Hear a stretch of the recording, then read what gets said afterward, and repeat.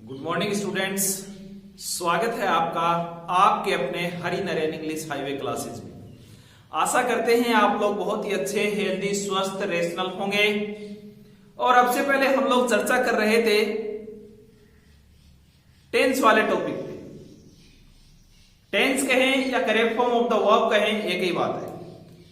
इस टॉपिक में हम लोगों ने सबसे पहले प्रेजेंट इंडेफिनिट या सिंपल प्रेजेंट टेंस के बारे में चर्चा की थी। मैंने आप लोग को बताया था कि ये सबसे महत्वपूर्ण, सबसे इंपॉर्टेंट टेंस होता है। इस टेंस में हम लोग जनरल ट्रूथ के बारे में, यूनिवर्सल ट्रूथ के बारे में, हैबिचुअल एक्शन के बारे में, साइंटिफिक फैक्ट के बारे में चर्चा कर चुके थे। और आज हम लोग इस टेंस में एक नए बिंदु पे चर्चा करते हैं। वो जो नया बिंदु है उस पे हम लोग देखते हैं कि सबसे पहले ये देखते हैं कि जहां कहीं पर भी प्री प्लान्ड एक्शन की बात होती है, वहां पर हम लोग प्री प्लान्ड एक्शन की बात होती है, वहां पर हम लोग प्रेजेंट के इंडेफिनिट टेंस की चर्चा करते हैं। प्री प्लान एक्शन का मतलब यह है कि वर्तमान समय में बैठकर किसी भविष्य के लिए प्लान तैयार किया जाता है, यानी कि टाइम फ्यूचर का होगा और टेंस प्रेजेंट का इंडेफिनिट होगा। वहां पर हम लोग प्रेजेंट के इंडेफिनिट टेंस की बात करते हैं। मतलब यह कि उस सेंटेंस में शैल, विल का प्रयोग नहीं किया जाता है। प्री प्लान्ड एक्शन की बात करते हैं, प्री प्लान्ड एक्शन की बात करते हैं। ये प्री प्लान्ड एक्शन क्या है? मैंने अब से पहले भी एक वीडियो में आप लोगों को कुछ छोटी सी बातें बताई थी, और वो बात ये थी कि मैंने कहा the prime minister of India, sentence आप लोग के सामने है, the prime minister of India blank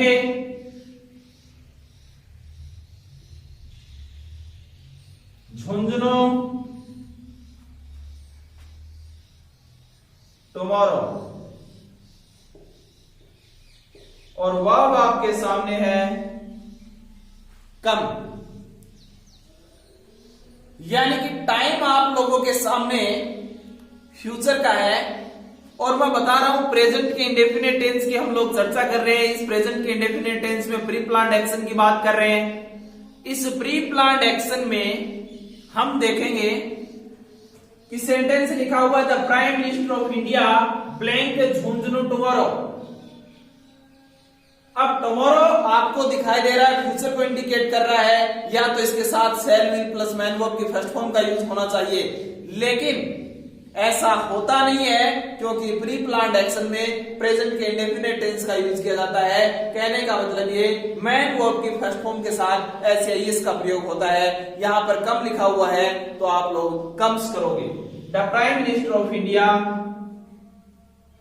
कम से झुंझुनू टुमारो। विल कम क्यों नहीं हुआ? क्योंकि ये प्री प्लान एक्शन है, ये किसी वीआईपी कैटेगरी के व्यक्ति विशेष के लिए किया जाता है। जब कोई पीएम हो, सीएम हो, एमपी, एमएलए, प्रेसिडेंट हो, इस प्रकार के तमाम जो लोग हैं वीआईपी कैटेगरी के होते हैं, उनके लिए प्री प्लान्ड एक्शन तैयार किया जाता है, तो वो प्रेजेंट के इंडेफिनिट टेंस में किया जाता है। अब सेंटेंस आपके सामने प्री प्लान्ड एक्शन का ये हुआ। नंबर 2 पे हम बात करते हैं जहां कहीं पर भी प्रोवर्ब की बात होती है, कहावतें होती हैं, वहां पर हम लोग सिर्फ और सिर्फ प्रेजेंट के इंडेफिनिट टेंस का प्रयोग करते हैं। प्रोवर्ब की बात कैसे? मैं आप लोगों को एक सेंटेंस बताता हूं। प्रोवर्ब सेंटेंस आप लोगों के सामने है, honesty blank best policy. Honesty blank best policy. Verb आप लोगों को बी डाल के दी, बीई बी वर्ब। अब थोड़ा सा दिमाग लगाने की आवश्यकता है। ये बात आप लोग बहुत आसानी से समझ पाओगे कि honesty blank the best policy, और सामने वाले ने आपको बी लिख के दे दिया तो इसका आंसर राइट कैसे होगा। बहुत से बच्चे इसमें दुनिया भर की गलतियां कर देते हैं, कहते हैं बीन होगा, बीइंग होगा, बी इज होगा, लेकिन ये सारी की सारी बातें निराधार है, गलत है। तो फिर सही क्या हो सकता है? सही ऐसे सेंटेंस में मैं आपको बताता हूं। आप सबसे पहले इस बी को समझने की कोशिश करना कि ये है क्या। मैं आपको बता दूं, बीई का मतलब है इसके अंदर 5 वर्ब्स होती हैं, 5 क्रियाएं होती हैं। 5 क्रिया ये is, am, are, was, were. 5 verb be के अंदर याद रखना, इज, एम, आर, वॉज और वर। तो फिर देखोगे इज, एम, आर, वॉज, वर हैं, तो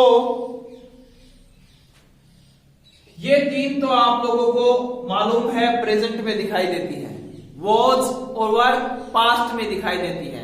मैंने सेंटेंस आप लोगों को सेंटेंस बताने से पहले एक बात कही थी कि प्रोवर्ब का यूज अगर हम करते हैं तो वो याद रहे प्रेजेंट के इंडेफिनिट में होगा। अब आप लोग कहोगे कि सर इज, एम, आर का यूज तो प्रेजेंट के कॉन्टिन्यूस में होता है, आप यहां पे यूज क्यों करवा रहे हैं? इसके लिए मैं आपको एक कारण बताऊं कि आपके सामने अल्टरनेट के रूप में बी है और बी का मतलब है इज, एम, आर और वॉज, वर। तो honesty blank the best policy, Hindi में इसका अर्थ देखें तो ये होगा ईमानदारी सर्वोत्तम नीति है। ईमानदारी सर्वोत्तम नीति है, तो है मतलब ये आज भी है, कल भी थी और आगे भी भविष्य में ईमानदारी सर्वोत्तम नीति रहेगी। वो अलग बात है कि संख्या ईमानदार लोगों की कम हो जाएगी, लेकिन कुछ अंश जरूर रहेगा। फिर हम देखेंगे कि ईमानदारी सर्वोत्तम नीति है तो वर घटा वॉज घटा, वर घटा वॉज घटा। अब देखोगे कि आर का यूज प्लूरल के साथ किया जाता है, एम का यूज आई के साथ किया जाता है और आपके सामने बच जाता है इज। तो फिर आपका सेंटेंस बनेगा honesty is the best policy. ईमानदारी ये नहीं, ईमानदारी ऐसी होती है जिसे हम लोग ना देख सकते हैं ना छू सकते हैं, वे ओनली कैन रियलाइज, हम सिर्फ और सिर्फ इसे महसूस कर सकते हैं। ये नहीं हो कि मैं आप लोग को पढ़ा रहा हूं और फिर पीछे से आवाज आई, यस सर हम लोगों ने देखा था ईमानदारी ऐसी दिखाई देती है। ऐसे हो ही नहीं सकता। ईमानदारी को ना तो हम देख सकते हैं ना छू सकते हैं, ऐसे नहीं हो सकता। ईमानदारी तो सिर्फ हम महसूस कर सकते हैं कि हाँ मुझमें ईमानदारी है, हाँ रमेश ईमानदार है, हाँ सुरेश ईमानदार है। ये तमाम बातें हम लोग देख सकते हैं। ये डायग्राम नहीं होते इन चीजों के सारे। तो फिर देखना ये आप लोग के सामने प्रोवर्ब है। देखना फिर सेंटेंस आप लोग के सामने, slow but steady wins the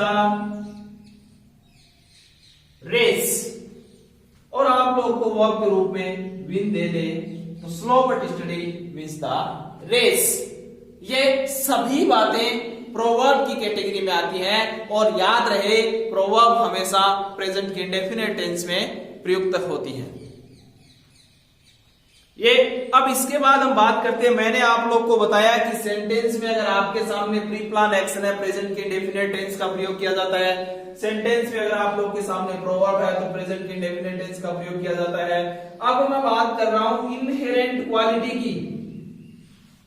inherent quality का मतलब ये है कि जन्मजात गुणों की अगर बात करते हैं तो प्रेजेंट के इंडेफिनिट टेंस का यूज किया जाता है। इनहेरेंट क्वालिटी कैसे?